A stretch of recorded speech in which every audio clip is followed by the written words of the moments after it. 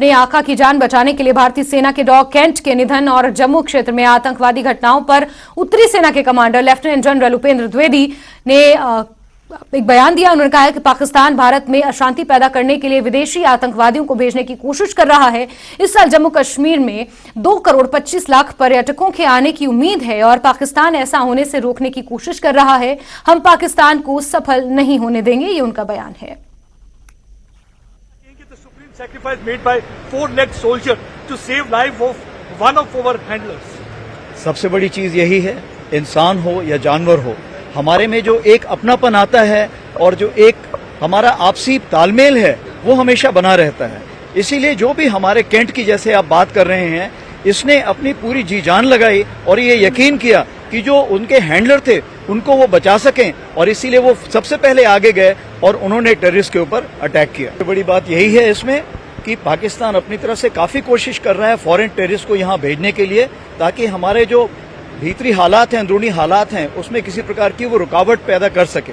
क्योंकि जो हमारी उन्नति हो रही है जम्मू कश्मीर में, अगर आप देखें 2022 में 1.88 करोड़ यहाँ पर हमारे पास टूरिस्ट आए थे।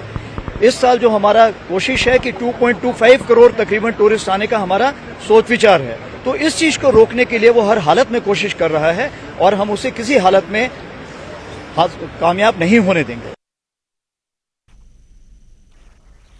और राजन हमारे सहयोगी एक बार फिर से हमारे साथ जुड़ गए हैं। राजन, यहां पर अपने हैंडलर की जान बचाने के चक्कर में जो स्निफर डॉग केंट हैं, उन्होंने अपने प्राणों का बलिदान दिया और उन्हें श्रद्धांजलि दी गई है। किस तरीके की जानकारियां मिल पा रही हैं और अगर तस्वीरें हों तो आप साझा करें राजन।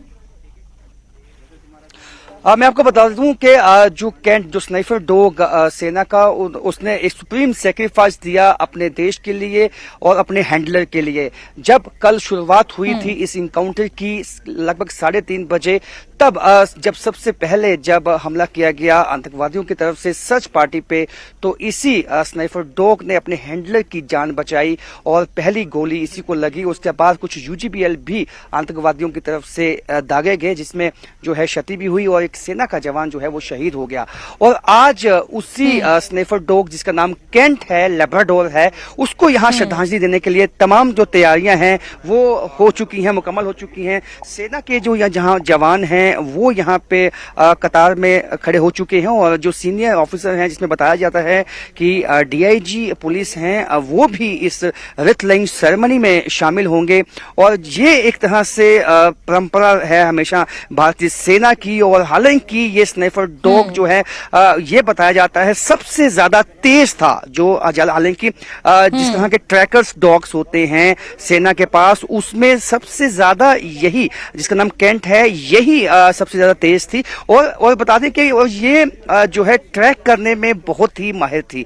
6 साल इसको हो चुके थे और अगर किसी आतंकवादी को ट्रैक करना है, खासकर इस पहाड़ी इलाकों में, दुर्गम इलाकों में जो काफी जो टफ टेरेन होती है, तो इसका जो है उपयोग काफी दफा हुआ है और कई दफा सेना को कामयाबी भी हासिल हुई है। लेकिन कल जब आतंकवादियों की तरफ से हमला किया गया, तो यही लेब्राडोर जो केंट है, ये उस आतंकवादी के पीछे भागा है। यानी कि सबसे पहले केंट ने हमला किया आतंकवादी पे, फिर आतंकवादियों की तरफ से जो है जवाबी फायर खोला गया, तो इसको एक फायर लगा, उसके बाद इसके हैंडलर को भी लगा जो जख्मी है, और एक जवान तब शहीद भी हुआ।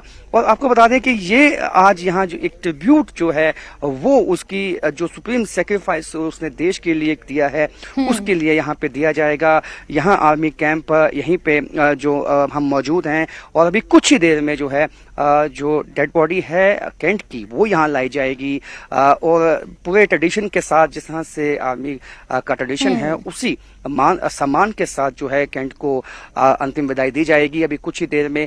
और इसके लिए जो तैयारियां हैं वो सब मुकम्मल हो चुकी हैं और सीनियर ऑफिसर जो हैं वो बस मौके पे पहुंचने वाले हैं। और जो बॉडी है केंट की वो भी यही जो सामने टेबल आप देख पा रही हैं यहाँ पे रखा जाएगा। और तमाम जो यहाँ पे सेना के जवान हैं, सीनियर ऑफिसर्स हैं, वो अपनी जो है ट्रिब्यूट केंट को अंतिम विदाई से हम कहेंगे वो दी जाएगी। तो ये तरह से जो इंडियन आर्मी का ट्रेडिशन रहा है, केवल ऐसा नहीं है है कि केवल इंडियन आर्मी के जवानों ने शहादत दी है। कई दफा इस तरह के जो इनकाउंटर हुए हैं उसमें जो स्नाइपर डॉग हैं या जो डॉग स्क्वाड होता है सेना का, उसने बहुत ही अहम योगदान दिया है।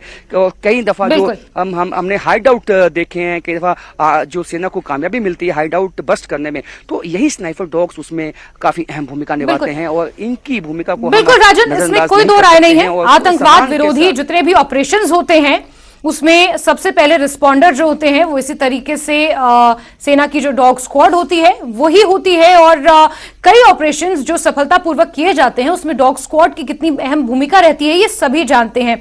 और जिस तरीके से यहाँ पर श्रद्धांजलि देने के लिए आयोजन किया गया है श्रद्धांजलि सभा का, कितनी देर में हम माने कि स्निफर डॉग केंट की जो पार्थिव शरीर है उसे यहाँ पहुंचाया जाएगा और उसके बाद फिर श्रद्धांजलि सभा आयोजित की जाएगी और फिर उन्हें जिस तरीके से आगे ट्रेडिशन है आर्मी का वो तमाम चीजें फॉलो होंगी। बता दूं कि जो डेड बॉडी है जी, मैं आपको जो डेड बॉडी है वो कुछ ही देर में यहाँ पे पहुंचने वाली है। हमें बताया गया है 5 मिनट में जो है वो डेड बॉडी यहाँ पहुंच जाएगी। और देखिए अब सीनियर जो ऑफिसर्स हैं उनके आने का सिलसिला यहाँ पे पहले से ही शुरू हो चुका था। अब क्योंकि सब जवान जो हैं एक तरह से इमोशनली भी अटैच्ड होते हैं अपने डॉग स्क्वाड के साथ, क्योंकि उनके साथ हमेशा रहते हैं, हर इनकाउंटर या हर ऑपरेशन में उनके साथ रहते हैं, तो एक तरह से इमोशनल बॉन्डिंग भी उनसे हो जाती है। हम केवल उसको वो डॉग नहीं, एक तरह से अपना साथी और अपना सिपाही समझ के ही चलते हैं।